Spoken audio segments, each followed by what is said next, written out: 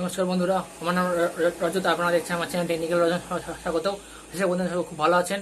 আমার tech news হচ্ছে বন্ধুরা 40 নম্বর টেক নিউজ। কয়েকটা কথা বলবো বন্ধুরা, তাহলে বন্ধুরা ভিডিওটা শুরু করা যাক। প্রথমে যে কথা বলবো বন্ধুরা, আইফোনের খবর আছে বন্ধুরা। আইফোন 13 এর লিস্ট বার হয়ে গেছে বন্ধুরা। তাহলে বলতে থাকি বন্ধুরা, আইফোন 12 এর যে ফোনটা এখন অব্দি যে মাসটা অক্টোবর মাসে লঞ্চ হওয়ার কথা ছিল, সেই ফোনটা এখন অব্দি লঞ্চ হয়নি। এবং তারই মধ্যে বন্ধুরা আইফোন 13 এর লিস্ট বার হয়ে গেছে এবং ডিটেলসও পেয়ে গেছি বন্ধুরা। ভিডিওর মধ্যে ছবি দিয়ে দেবো, দেখে নেবে তোমরা। এবং আইফোন 13 এর যে ফোনগুলোর মধ্যে 4টি ফোন হবে বন্ধুরা, এবং 4টি যে ফোন হবে সেটার মধ্যে থাকবে মানে আইফোন 4টি ফোন হবে, তার মধ্যে থাকবে আইফোন 13 প্রো ম্যাক্স থাকবে, তারপর আইফোন 13 প্রো হবে, আইফোন 13 মিনি হবে, আর একটা আইফোন 13 হবে।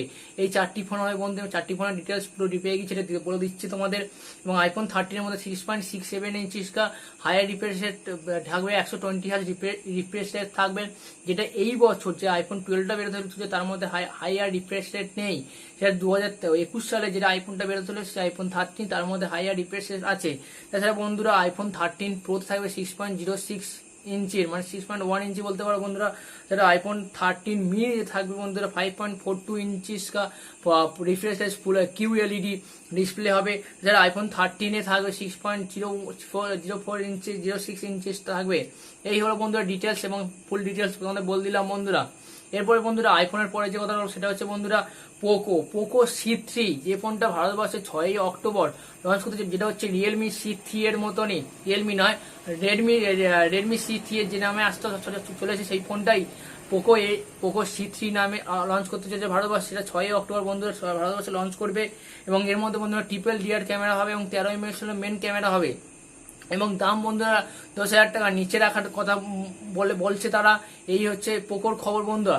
এরপর যে কথা বলবো বন্ধুরা সেটা হচ্ছে রিয়েলমি বাডস এয়ার প্রো নামে, যেটা 7ই অক্টোবর যে হেডফোনটা মানে ইয়ারবাডস, যেটা 7ই অক্টোবর লঞ্চ হওয়ার কথা ছিল সেইটা লঞ্চ হতে চলেছে। এবং সেটার মধ্যে বন্ধু তার ফুল স্পেসিফিকেশন পেয়ে গিয়েছে এবং স্পেসিফিকেশনগুলো বলে দেবো বন্ধুরা।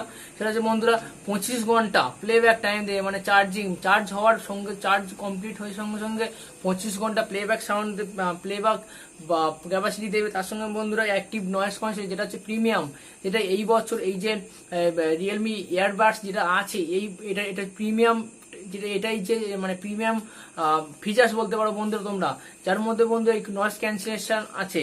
এবং দাম বন্ধুরা এই নয়েজ ক্যান্সেলের জন্য একটু বেশি হবে বন্ধুরা দামটা, সেই জন্য এটা দেওয়া হয়েছে।